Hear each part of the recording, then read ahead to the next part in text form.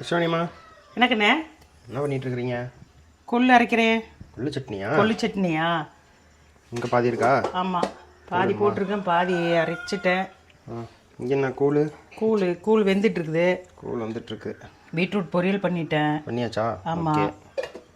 அப்புறம் பருப்பு அப்பாவுக்கு எடுத்துகிட்டு போகிறதுக்கு பருப்பு செஞ்சாச்சு. ஆமாம். செங்கீரை பொரியல் கொஞ்சம். செங்கீரை பொரியல் சூப்பர். அப்புறம் சாம்பார், தக்காளி சாம்பார். பணியாரம் கொஞ்சம் மாவு இருந்தது, அதனால் பணியாரம் கொஞ்சம் ஊற்றுனேன்.